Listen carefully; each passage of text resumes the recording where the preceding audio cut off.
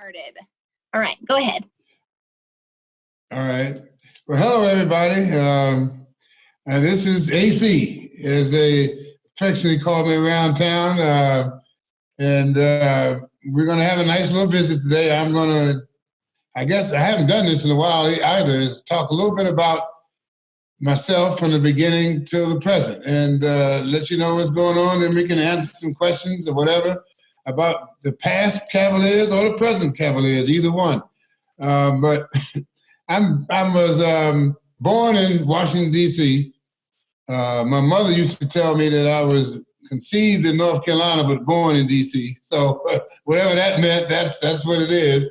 I had 4 brothers. Two of them passed by the time I was 10, and the other 2 stayed with me up until about 3 years ago. Then one brother passed. I still have one brother left named Arnold who lives in Denver. Growing up in D.C. was interesting because, again, I had both parents working, so I went to parochial school all my life. I've never had an opportunity to go to school with a female because every school I went to was all male, all the way through college. So that was an interesting experience. But and when I was growing up, I did a lot of action, a lot of things in the Catholic youth organization or the boys club. A lot of times, my mother and father both worked, so they would take me to the club probably 8 o'clock, 8:30 in the morning, and that's where I would be until the afternoon, playing sports and doing different things. I even started out, I remember playing hopscotch. Now, I don't know what I was doing that, but I was doing that when I was younger. But we did a lot of things in the boys club, in the youth organization that really had a lot to do with shaping the way I looked at life and developed things. I played football, basketball, and baseball, and I through all the way up through the 8th grade, and when I started in high school, I stopped playing football because we didn't have a football team. The parochial school I went to had 250 students, so that we didn't have enough students to have a football team. So basketball and baseball were the 2 sports that I played there. And baseball was my favorite. I was a left-handed hitting catcher. I batted about between 325 and 350 in that area somewhere. So that was a sport that I thought that I was going to play. I was really into it.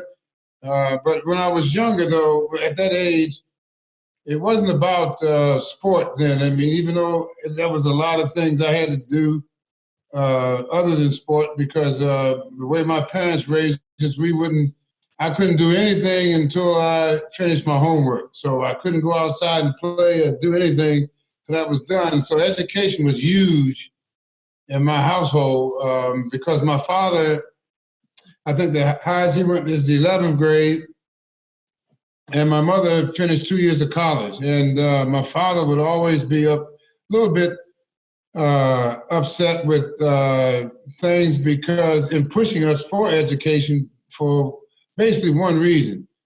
He worked 30 years in the government, and he was there controlling. He worked in the Navy Department, and he controlled every pencil, desk, everything that went through the Navy Department. My father had something to do with it. And they never could give him the head job because the stipulation of the job was a college degree, and he never had one. So that, to me, is what motivated my father to keep us going through school and graduating from school. And that, to me, is where he kept us focused on that. So really, I didn't get into really thinking that I was going to play professional ball until I was right after my junior year in college. Other than that, it was about getting my degree, and in high school, getting my diploma. So then that's kind of how he raised us. My brothers all the two that lived. My oldest brother died when he was about 2. He had a hole in his heart, so he never survived after that, at about 2 or 3 years old. And my brother, who was next to me, he was about 2 years younger than me, Bernard, he had leukemia, so he didn't make it. And my father would always tell us that he was probably the best athlete in the family. My other brother, Roderick and Arnold, they both got scholarships one went to Central State and one went to Adams State in Denver. And they both played, and that was as far as their athletic career went.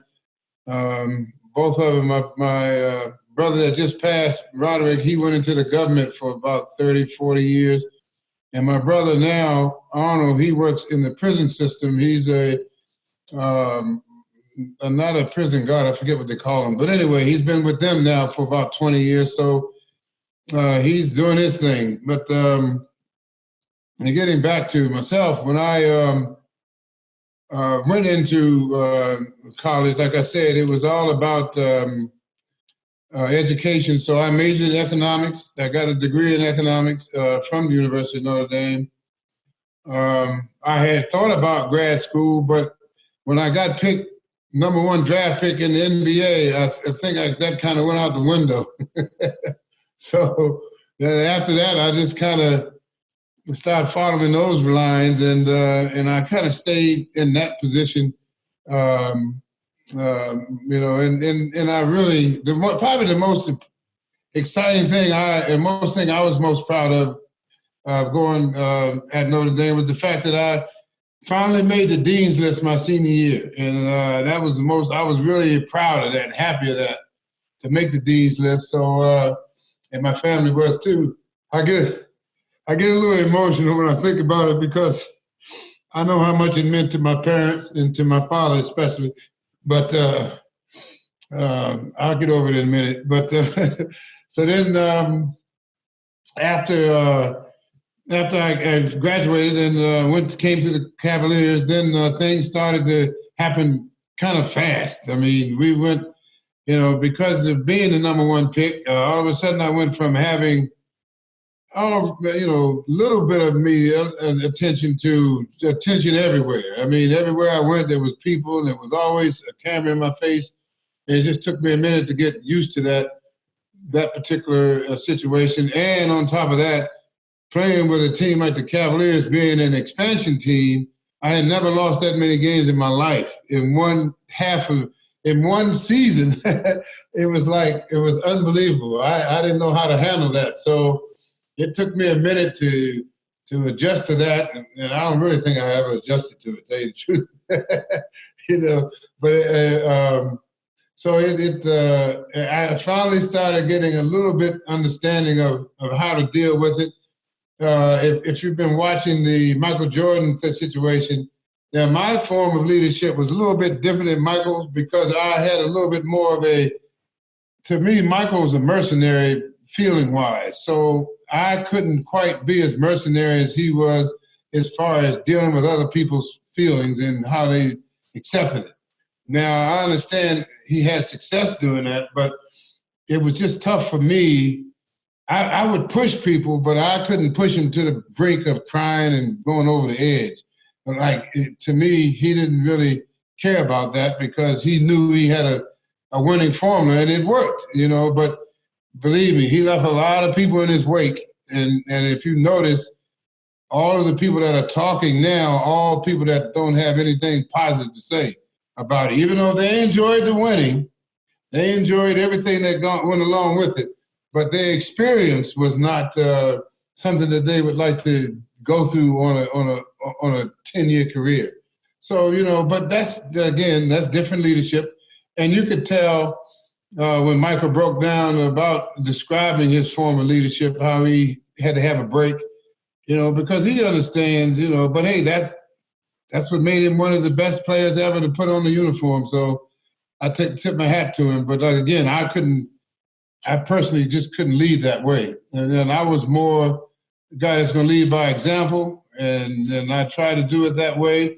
And every once in a while, when you would find a guy who had the ability but didn't have the push, I would have to recognize that and kind of give him a little bit of advice, even though our coach Fitch was great at that. That was one thing that he wouldn't allow guys to do, and that's to slack off. I mean, and that's the one thing when you're dealing with people that have talent like that. It's amazing how you have to separate the talent level from the person and understand if you push them to a certain level, will that talent level come out or will it suppress itself and go back in? And that's a tough thing to have to figure out. But anyway, getting off that. So we our first couple years were, it was really tough because at that time in the NBA, the league was trying to survive. So the ABA was around.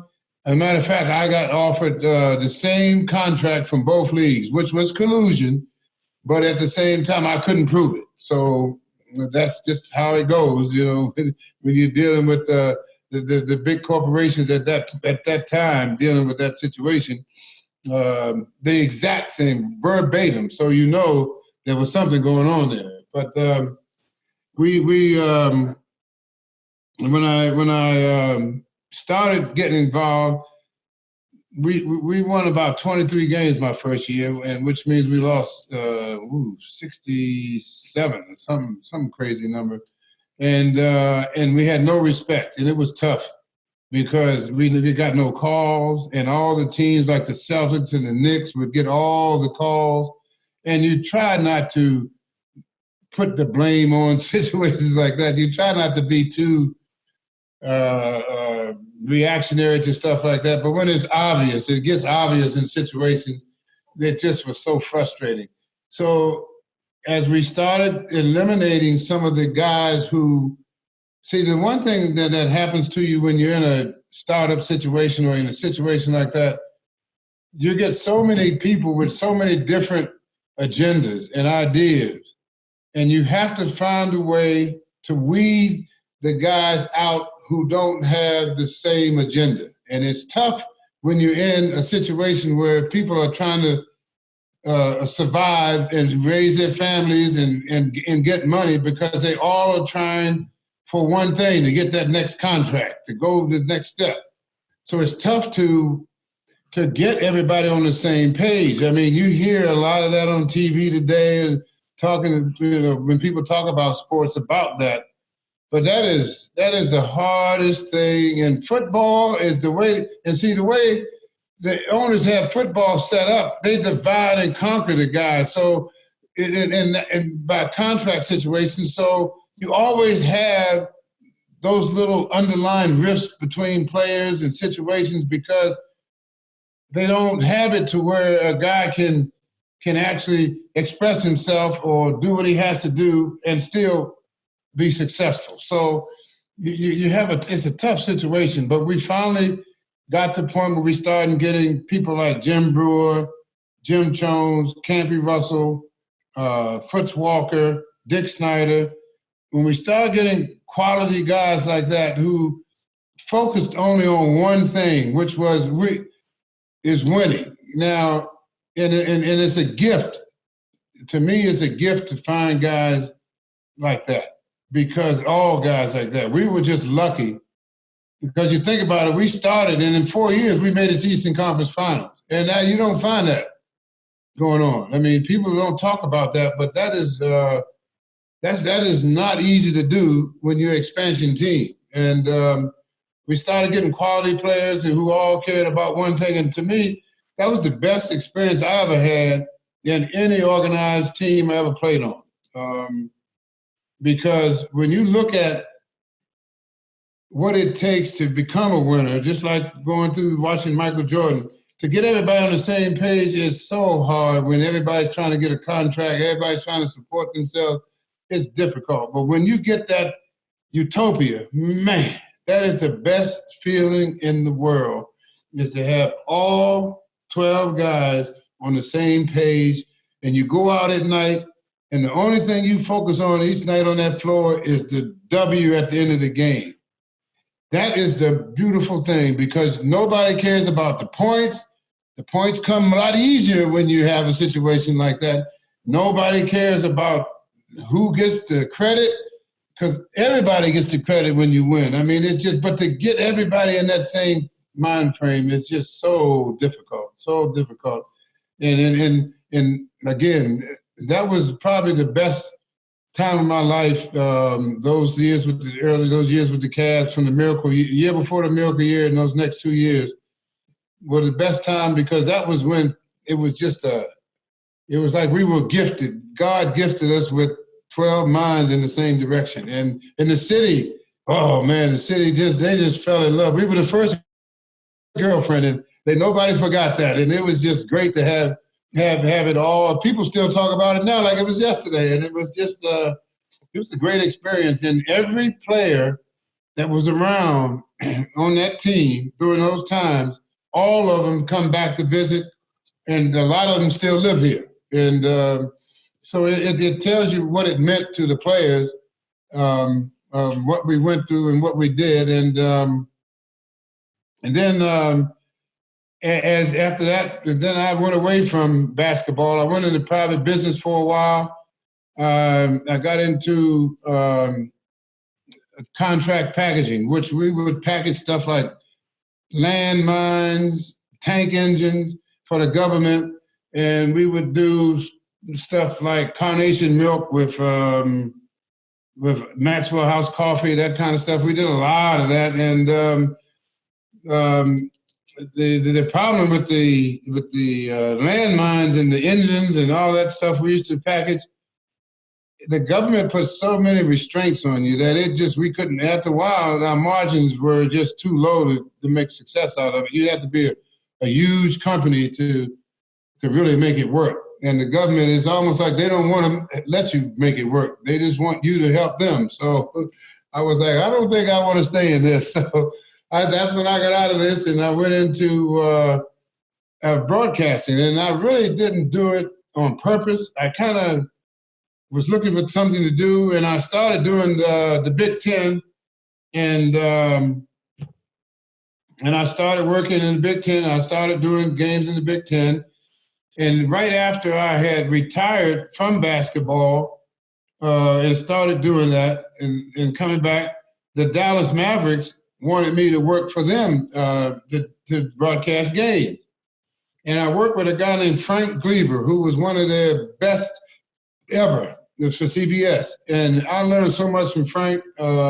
He was the one that first told me, you got to be yourself. If you don't be yourself on TV, the fans will be able to tell, because it will come out.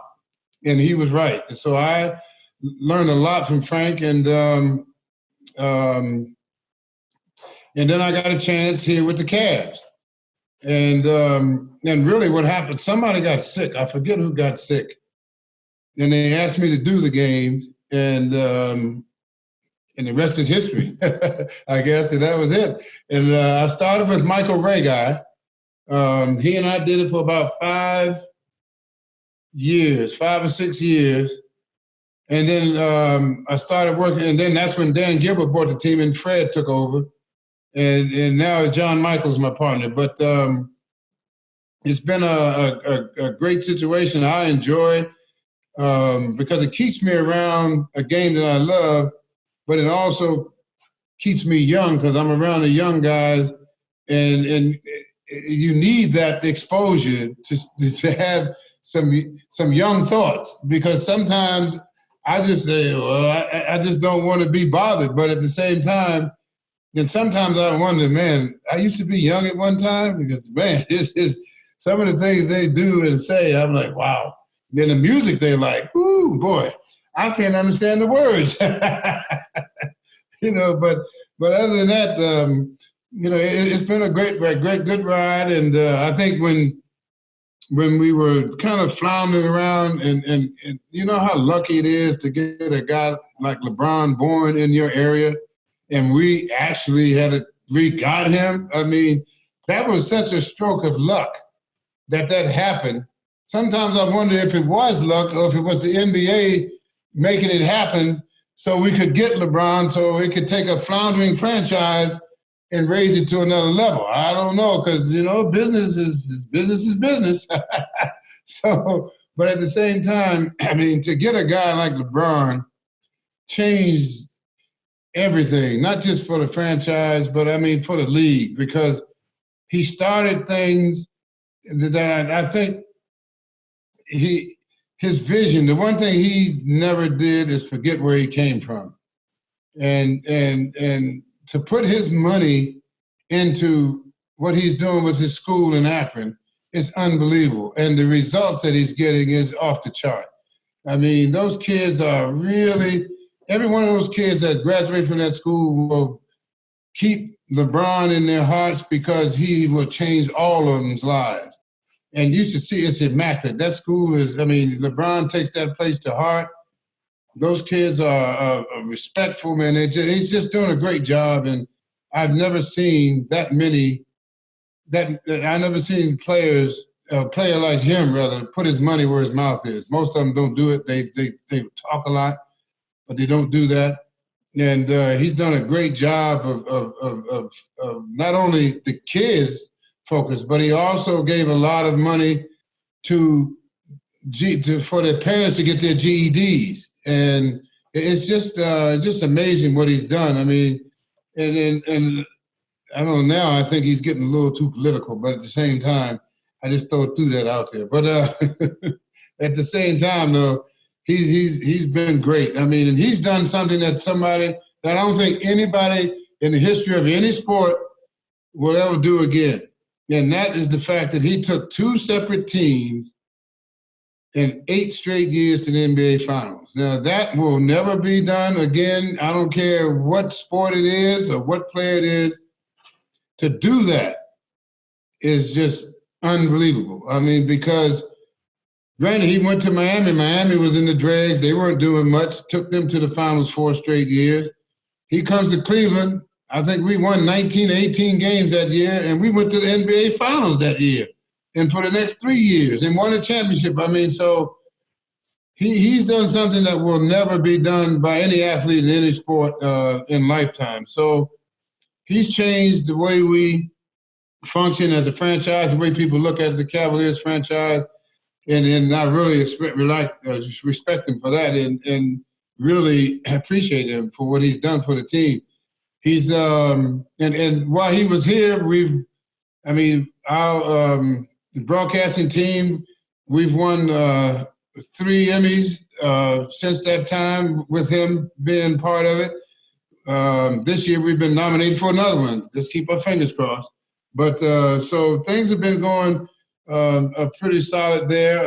And I have to give Dan Gilbert a lot of credit too, because Dan Gilbert has really changed our company in a lot of ways. I mean, every department that we have, he has raised the bar so high on each department that it's taken our company to another level as a sports franchise. And he really deserves a lot of credit for that, because he has a lot of foresight and insight that has really changed the way we do business. And that really has put us in another level with the NBA franchises. But and the fact that doing this whole COVID thing, he has not blinked one time. I mean, he's continued to keep all the paychecks rolling. He hasn't stopped. He hasn't stopped anything. He hasn't laid. The only people that I think that we've laid off are part-time people who are seasonal people, and that was about it. But other than that, I mean, he's kept everything going in the right direction. So, I mean, a lot of things have happened with our franchise. I can't believe, though, that I only missed 1 year out of 50. Wow, man, that's a long time. I really can't believe that. When I think about it, wow. I mean, but hey, it is what it is. I feel fortunate enough that I was able to stay with the company that long. So I guess I'm happy about that. But, other than that, it's been a great run for me. I'm going to try to get one more 3-year deal out of it. Then I think I'm going to go off, put myself into the pasture, and that'll be it, and see if I can get one more year, because that traveling is starting to get a little bit tough. When you come in, you got a game, say you play in Milwaukee, and you leave in the airport, and it's about 2 degrees outside, and you go into Chicago, and that same night at 2:30 in the morning, and it's about 10 degrees below zero, and man, boy, your bones stiffen up awful quick when you do that, and you got to walk up and down these steel steps, and oh man, in and out carrying bags at 2:30 in the morning. I've had enough. I think 3 years, next 3 years, that'll be enough for me. I've had enough of that, and but I enjoy just being around, doing the games. I mean, being around the young guys, and it really has changed some of my approach, because and Bill Russell told me this years ago. He said, when you start doing games, you have to remember that everybody doesn't have the drive or the talent you had to accomplish certain goals. So you cannot call the game the same way as you see it, because it's different. And he was right, and I understand, that's why I really get a lot out of what I'm watching Michael.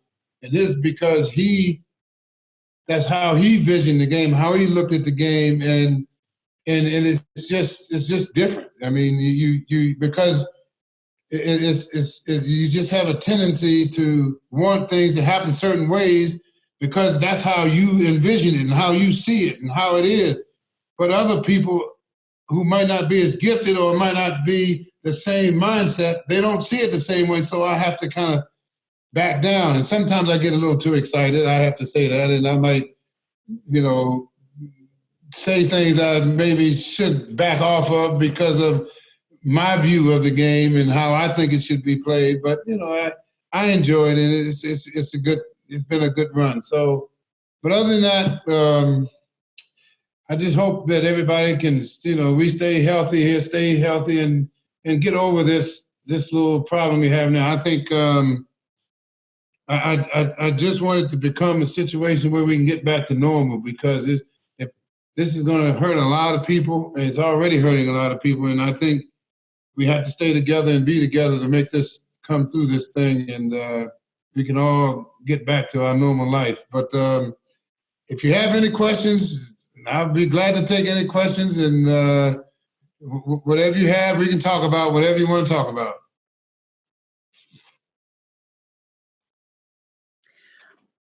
All right. So, Austin, thank you so much. That was so fun. So I believe everyone can chat in. So at the bottom of your screen, there's this little chat bubble that says chat right below it. If you hover over the bottom part of your screen, there's a little toolbar that will come up. And if you hit that little chat button, you can type in. Or chat right there. Oh, not me. Oh, no, okay. Now, the residents, if they want to chat, some of them don't have the option to actually unmute. But if you do have that option to actually unmute, go ahead and come off of unmute by clicking that little microphone at the bottom of your screen that has, if it has a red line through it, that means we can't hear you. And then if there is not a red line through it, that means we can hear you. So feel free to ask your questions just verbally by clicking the unmute button, or you can chat in your questions or comments or even memories. One thing, Kayla, this whole COVID thing, because this is how we are doing a lot of our communications with the company. We do a lot of things, and it's forcing me to get into this computer, because I was computer illiterate, and now I have to change, because this is how we communicate, and I'm kind of liking it now, because I'm not afraid to touch buttons now. I used to be afraid to even touch a button, but now I'll touch it now because I can get rid of it and keep going on. So I'm not afraid of it like I used to be. Listen, I think that there's a lot of our residents feeling the same way. If you would have asked them 4 months ago if they would ever use their computer or tablet as much as they're using it now, they would definitely say no, and you're crazy. I will never use it that much. But it's incredible how they have just embraced it and just been joining all of these virtual events and different. Yeah, all right. Yeah. We do this together. Yes. Austin, I think you sent me a couple pictures. Can I go ahead and share those right now and Yeah. you can kind of talk through those? Okay, all right. Okay. All right. Hold on just a second. Let me get it up.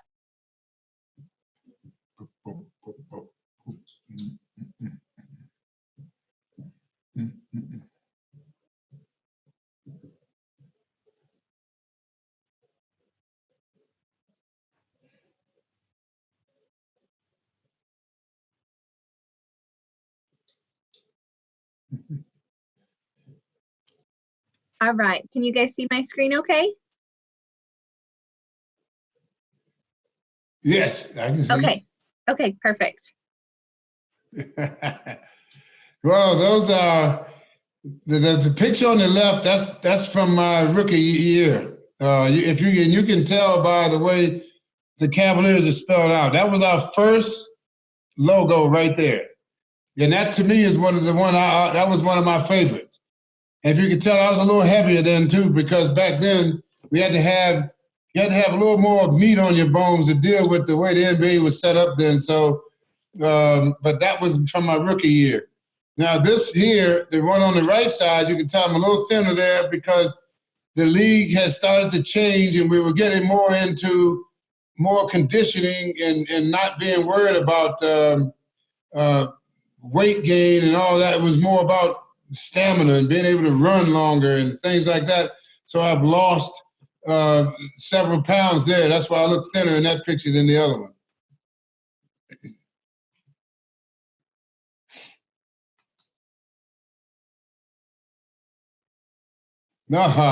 This is back from probably that's right around the Richfield because that's McElroy that I used to play against. I forget what team he played with, but that was back right after my first injury. So that was around the middle. That's around the 75, 76.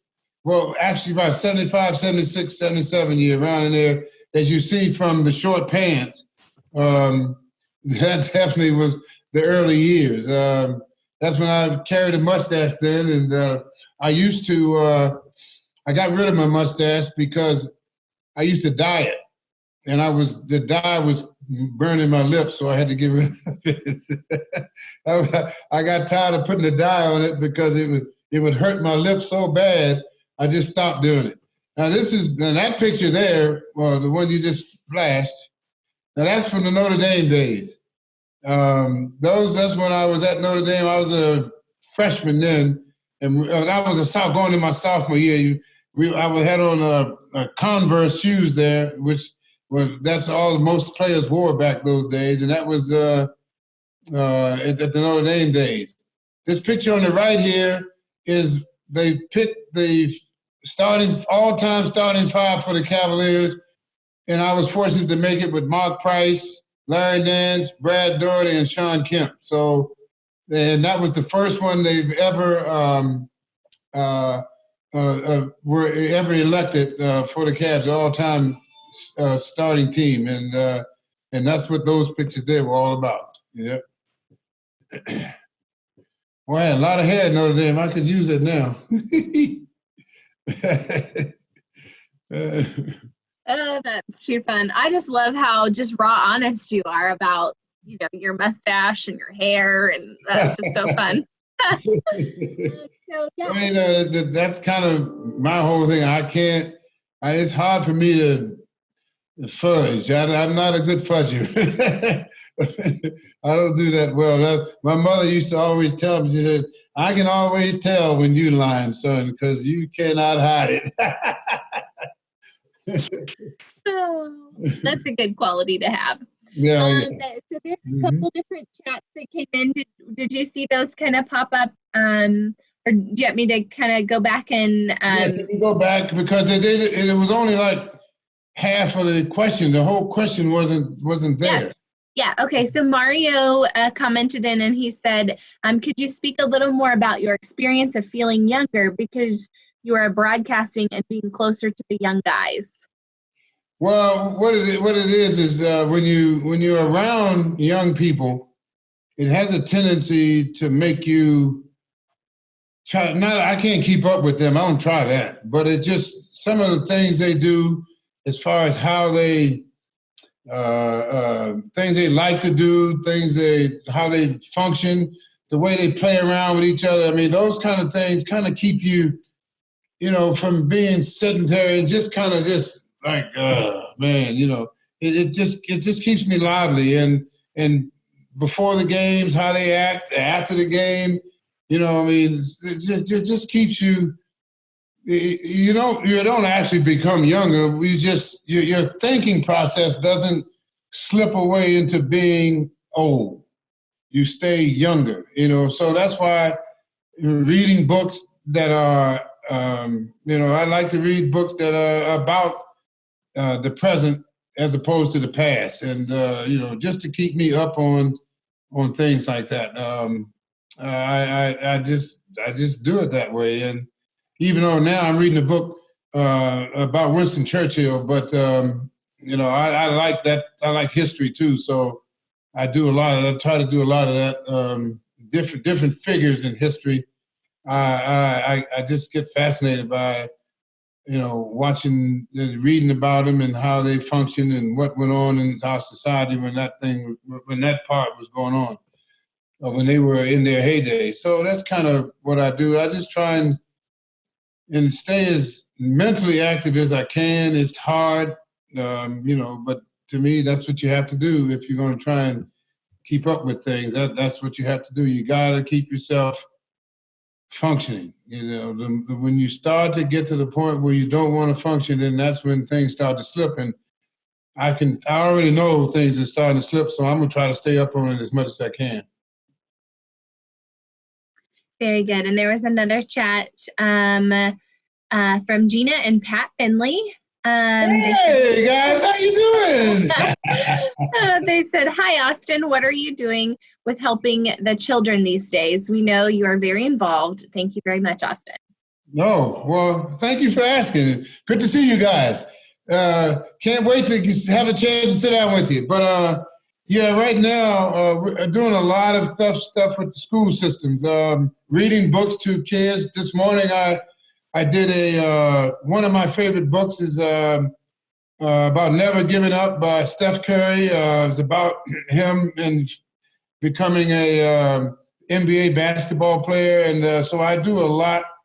I've been doing a lot of that. Now that the school systems are finding out that we're doing it, we're starting to do a lot of book reading to different classes, mostly K through 5. We do a lot of that. And that's been becoming very popular with the school systems now, and I enjoy doing it because it keeps me involved, it keeps me doing things, and I enjoy doing it. It's been a good experience. I had a real good time this morning reading that book for the kids for the Warren school system. So I enjoy doing it, and I'm having a good time doing it. So I'm gonna keep doing it as much as I can, especially during this time when the kids are out of school like this. They have to have something to keep them focused. And I've always been into kids my whole time. Even when I was at Notre Dame, we had a program called Community Outreach, and we would go into the communities, and we did not only reading to them, but we did a lot of things with the kids for recreational things and a lot of things. So I've kind of always done it all my life, and I really enjoy doing it. I like doing it. Thanks for asking. Does anyone else have any questions or comments they want to throw out there? Yes. What is the first thing on my to-do list when this quarantine is over? Well, first thing I think I'm going to do is go shake everybody's hand. I'm going to go shake hands, and I'm going to just mingle with people, just want to be around people, because we are a social being. We are social beings, and it's tough being isolated like this. And that's the first thing I want to do. I'm going to go see Gene and Pat, we're going to sit down and shake hands and just have a good time and have a glass of vino and be happy. I mean, it's time. I'm going to see my grandkids. I see them now from a distance through the windows, and so and on phone. I mean, on the Skype, whatever you call it. See, I don't even know the name of all the computer stuff. But anyway, so it's just being social again. And naturally, I'm an avid golfer, so I'm definitely going to do that, and continue my workout. I would say, when I get back to thinking about what you asked me about staying younger, doing some type of physical activity is what keeps you going. You have to do that. If it's nothing but walking, you got to do that some kind of way. I mean, and even if you can't walk, move your arms, you got to do something to keep yourself physically active. I mean, if you can do that, it'll go a long way in making you feel good, because I know how I feel after a workout.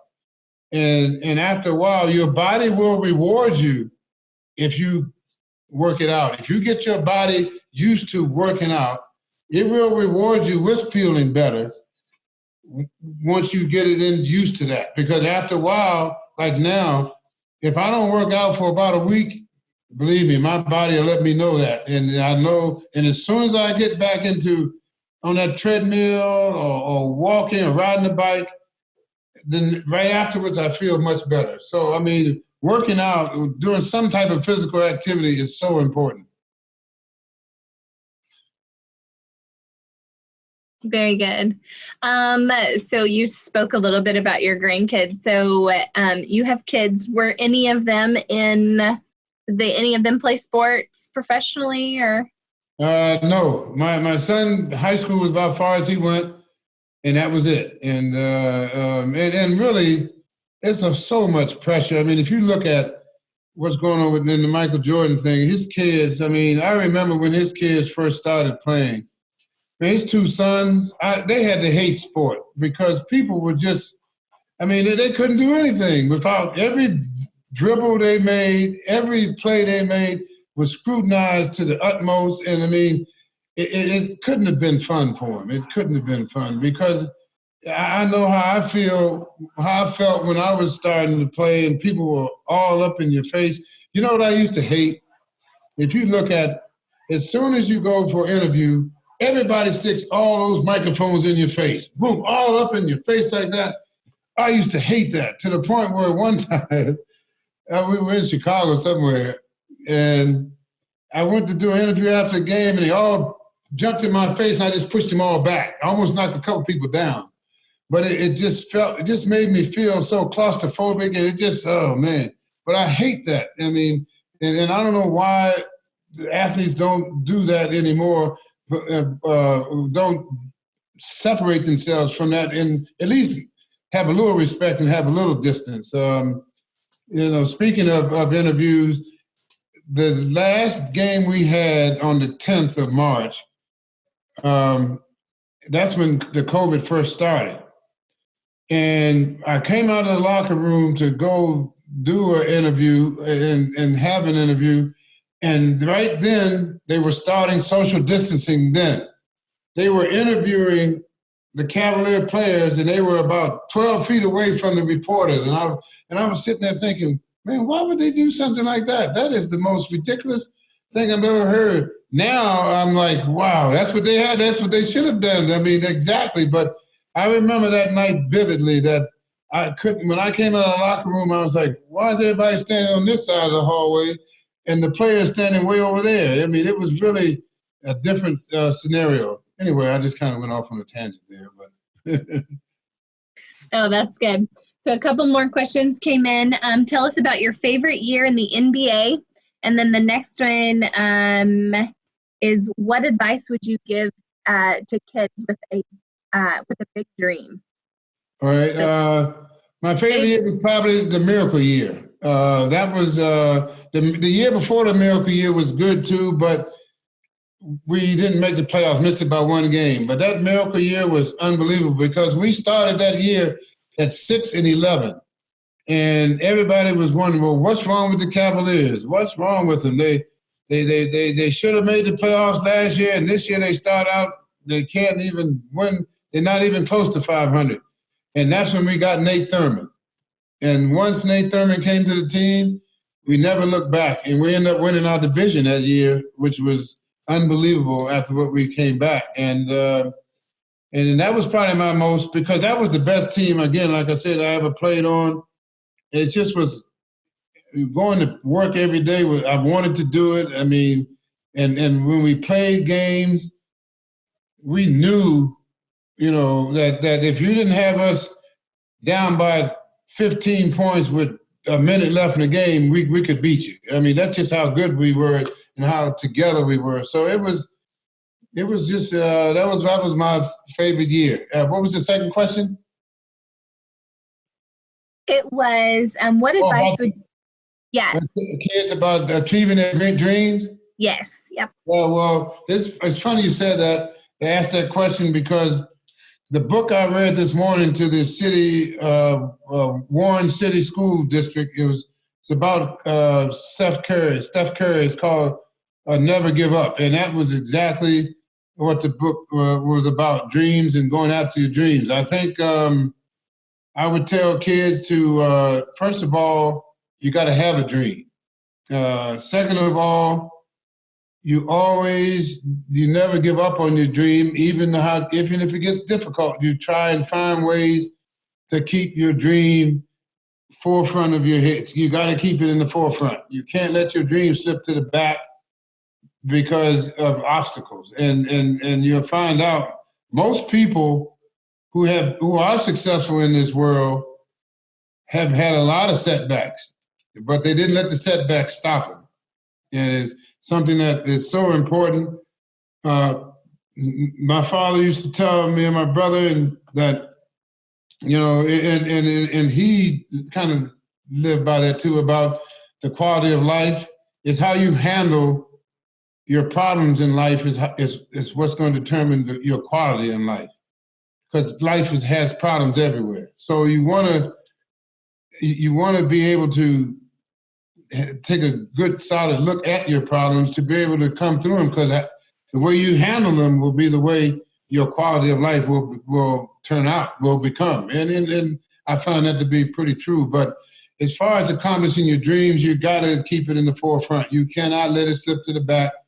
And even though it might seem difficult and tough, but if you think your way through it, you'll find some way to get help or somebody to help you to where you can accomplish your dreams. And that's kind of how it is. I mean, but you got to have some intestinal force. You got to have something inside of you that's going to keep you going, though. You got to push from inside in order to make it happen. But I would tell most kids, just don't let your dreams slip to the back. Stay in front and always ask questions and look to ask people to help you. I mean, there's nothing wrong with asking and nothing wrong with asking questions. One of my teachers, I think it's his third or fourth grade teacher, said the dumbest question you don't ask is the dumbest question you don't ask is the one you don't, or something like that. She used to tell us.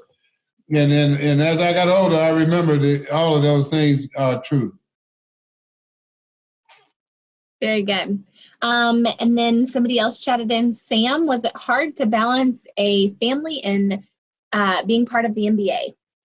Oh, definitely, because if you look at some of the Michael Jordan situation, you can see, I mean, because trying to stay up on your craft, it takes a lot out of you. Like, I'd come home sometime, but luckily, it's funny, I really didn't get married until I retired. Until I got out of basketball because of that reason. I knew that I couldn't focus on both.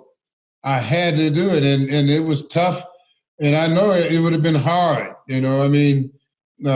because I'd come home from practice sometime, and I just wouldn't be in the right mood, and I would just be sulking, or I would be focused on trying to improve my drop step or trying to improve my jump shot. And I'm thinking about fundamentals and technique and stuff like that. And I wasn't paying attention to anything else around me. I'd go get something to eat and bring it home, and then that was it. And I couldn't wait till the next day in practice, and that's how I lived. So I kind of knew it would have been tough trying to raise a family. That's why I take my hat off to players who did that. And like I said, I don't know if I was fortunate enough to understand that, but I just didn't start until I retired, because even as working as a broadcaster, it wasn't easy to do it because of all the traveling I did. Okay, another question came in. What is the most difficult thing you've had to overcome? And that was from Pat Finley. What the biggest thing is it again? I'm sorry, the most difficult thing you have had to overcome. Oh, probably, there's a lot of little things, but the big things was my knee injuries. That was the one thing that I regretted. The only thing I regret in my pro career is the fact that I never could play 100%. I even told Coach Fitch I wish that I was able to be my complete self when he drafted me.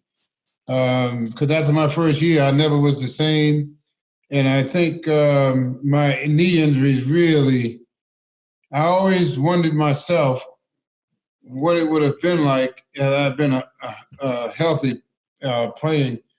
And I was able to still accomplish a lot, but I could have doubled what I did easily if I been healthy and not having to deal with it, because I played almost 7 years with no cartilage in my knees. And then that was just, the doctor told me that was the worst knee he had ever seen in his life when he replaced it. But, but that's the only thing I regret. Other than that, I was fortunate enough, like I said, my father always told me, he said, boy, you can't worry about what you got to deal with the hand that you've been dealt. You can't worry about that. You got to worry about going forward. You can't be worried about the past. I was like, well, yes, sir. And then that's kind of how I did it. That's how I functioned with it. I tried to make it a positive instead of negative, which if you listen to Michael Jordan, that's what he tried to do. So that's about the only way you can do it. And that's what I tried to do with the setbacks I had, because in my profession, where your body is what you use to make a living, I just didn't want to give up after just 5 years of playing. I knew I could play more, but it was painful. It hurt me every game. All right. Another question came in. It was actually from one of our communities, Hudson Grand. They're asking, what do you think the Cavs need to do to get out of the rut that they're in? Ooh, well, we need another LeBron James. But I would say now it comes down to two things. Drafting right. You got to draft right, and you got to make a good trade every now and then. But drafting right is in coaching. I think we have good coaching now. We know that part of it. But we got to draft properly and draft to your needs, and then add in to that. In other words, just picking the best athlete is fine, but we need to have a system. We need to have an order. And what we're trying to do, we got our backcourt with the three guys we have now, three young guys. We got a decent backcourt. Now we got to get our front court together, and we got to get, Nance is good. We got to find a replacement for Love at some time. We got to get stronger in the front court. If we can get that going, then you start working on the backups. Because if you notice, every team that wins, most of those teams that stay at the top, a guy can get hurt and they can still function because they have another decent guy behind him. Now, they can't last that way for a long period of time, but for at least a season, they can get through, you get by and function well. So I just think those are some of the areas we have to do to get us going. And we're on our way now. I just think again, this next draft is going to be key. We got to get our front court better. We got to get bigger and stronger in the front court.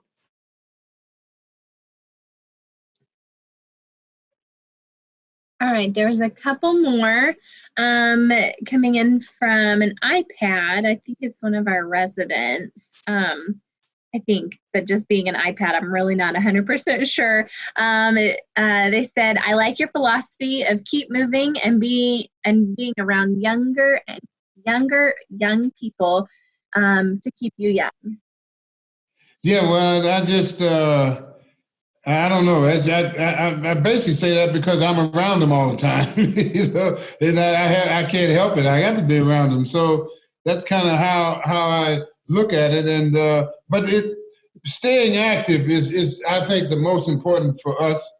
I just think that, you know, as an older person like I am, I try not to think of myself as old, but I am. So, and they remind me of that too. That's another thing. They all call me old folks. All the team players call me old folks. But, you know, hey, you just deal with it. And like I said, staying physically active as much as you can and mentally active is the key for us. I think that if you do that, it at least keeps you functional. And that's what we at our age have to do, is stay functional. I mean, you keep yourself active, you keep moving. I mean, you keep your brain active with reading and things like that. I mean, those are things that we have to do. I mean, it may be trivial, it may sound that way, but I just think that's what we have to do. I mean, that's how I feel. And that's what I'm going to try to do. You know, it's funny, I had gotten away from doing a lot of reading, but now I'm trying to get back into it and just to keep myself moving. And I used to tell kids a long time ago, especially kids like in the inner city, kids that don't have the opportunity to go places, that you can take a book and you can go to Jamaica, you can go to Germany, you can go there, just find a book and read about where you want to go and what you want to do. It'll take you there, and if you do enough reading, you will feel and understand what those people, you can even learn how to speak their language through a book. So, I mean, it's just so many opportunities that reading can give you, even at our age, and I just believe in it. All right, very good. I might give the gentleman in the black hat. Were you raising your hand a couple times? I'm going to unmute you and. I like that's the Clint Eastwood hat. Oh, hold on just a second. It's not unmuting you. Let me come over here.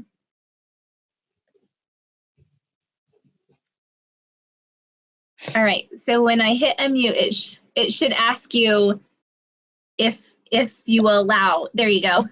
There you go. Square. This is my first time in, and I know how you feel. I need to change my name from iPad to my real name, Jim.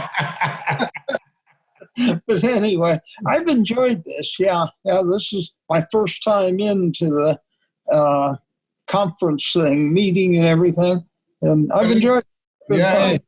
Well, welcome. Don't feel bad, because my first time I had to do it. It was hard. I mean, and I had all of my people calling me, well, you got to do this, you got to do this, you got to do that. And I'm like, I had no idea how to do it, but now I enjoy it and I love doing it. So welcome to the crew. Yeah, and thanks. Did you say your name was Jim? Yeah. Where are you from? Kansas City, Blue Springs, really. Okay, yeah, so the Parkway. Mm-hmm. Yes, yeah. It is. Well, welcome. I'm glad you're here. Well, yeah. Jim iPad. Yep. I've got another question for you. How do I see everyone that's, because I've only got 6 people showing here, or 9, I guess, no shows. 3 of them are no shows. But do I get to see when there was 70 some, or? Yeah, Jim. So if you swipe right on your screen, since you're on an iPad, it's a little bit different than a desktop. But if you swipe, you should be able to see several different people. But as far as seeing everyone. Oh, it doesn't? Okay. Yeah. Oh, I didn't know that. I'm glad you told me that. So So when we have our calls like this for the Cavs, it'll be about 15 or 20 of us on the call, but I only see 3 or 4 at a time. Why is that? Well, it's different on an iPad. If you're on a desktop computer or even a laptop, you can see everyone at once just by clicking that gallery view. Right now I'm in speaker view. That way I can see you up front since I'm recording. Right. But so that way when viewers go back and see, like, they're going to see your face or whoever's talking. Like right now, they're probably seeing my face big. But so gallery view is the one. Gallery view is where you can see everyone. Yeah. I must have bad software because I don't see, participants. Would that be it? Oh, it says 25 participants. So that if I clicked on that, it would show everybody.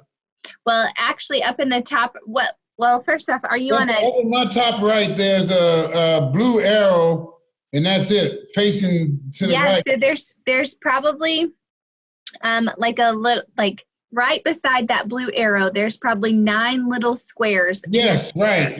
Okay, if you click on that, then you can see everyone. Huh. Oh yeah, okay, I see. Oh yeah, I can see. Hey. I'm sorry, I should have probably told you that beforehand. No, okay. So then, the squares that just have names in them, where are those people? Yeah, they have their camera turned off. Oh, okay. I got pointing. Some of them are joining. Emma, how you doing, Emma? Yeah. Hey, Mario, hey, everybody's there. All right. Hey, Gina, hey. All right. Well, I'm sorry. You could have probably enjoyed this program more so by seeing everyone's reactions and faces. I'm sorry. I should have told you that before. You learn something every day. Now I know when we have our Cavalier ones, I know how to get everybody on the screen now because I just thought all you could do was have 4 people at a time and that was it. Yeah. Oh, okay, are you ready for a couple more questions, Austin? Yeah, I am. Okay. Okay, so it looks like Stephanie chatted in and said, what is your favorite part about being a part of the NBA organization? Well, my favorite part is, it keeps me around something that I love. That's the most important thing. So that keeps my passion going, and passion it keeps you going too. So, and just being into something that I have to constantly stay up on. In other words, it keeps me busy is what it does. It keeps me busy and sometimes too busy.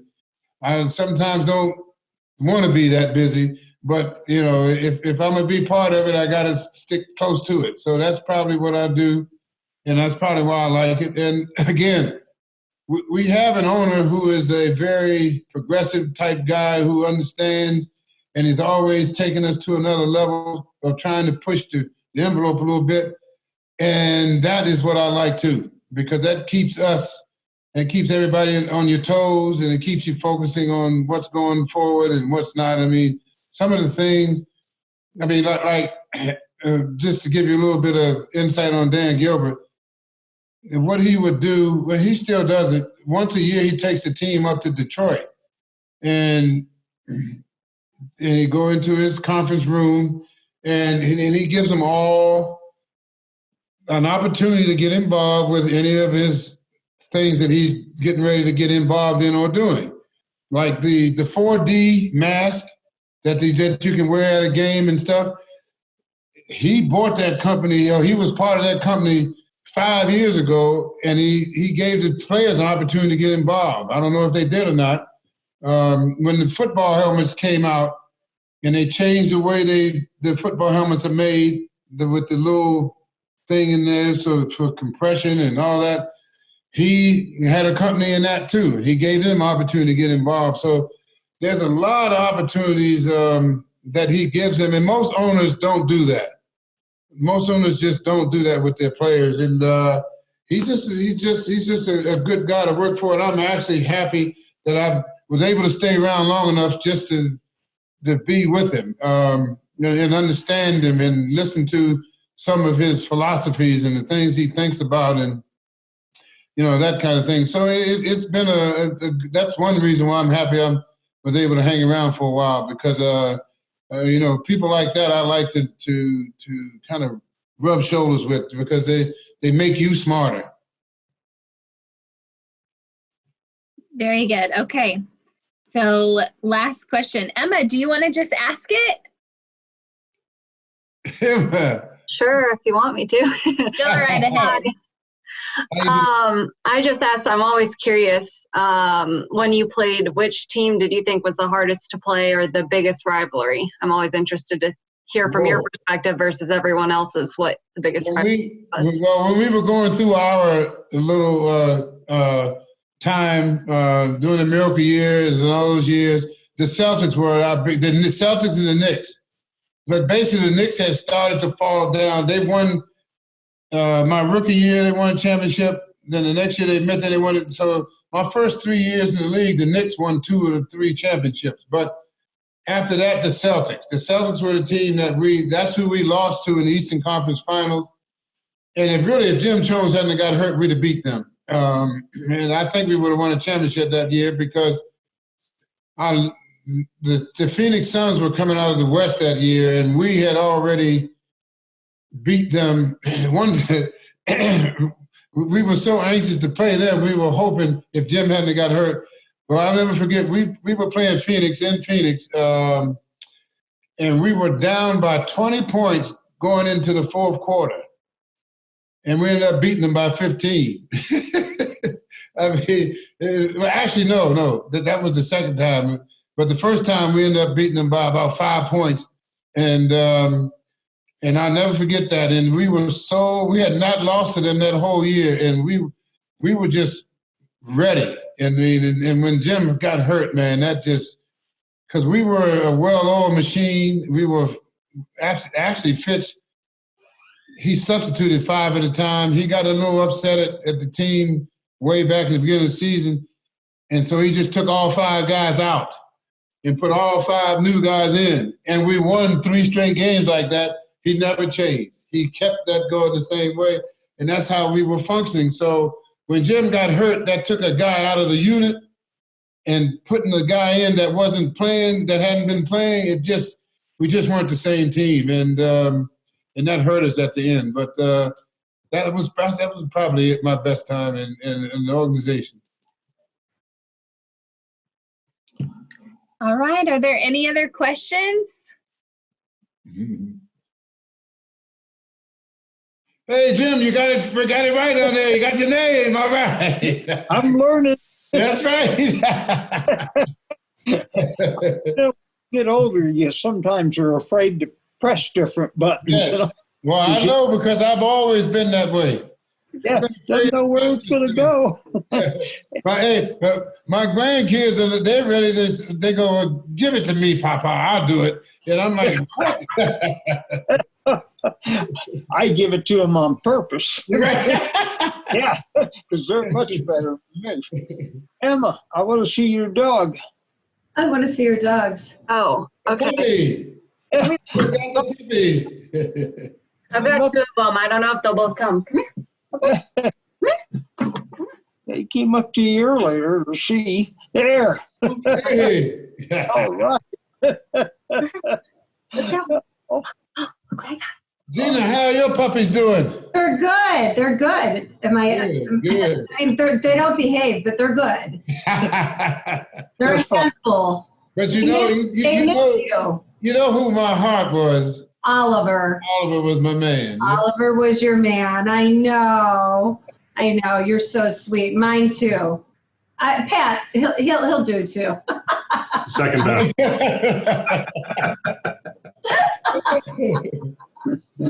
Thank you for doing this. This is awesome. Yes, thank you. Whoa. Thank you, Austin. Everybody loves Thank it. you for inviting me. This is good.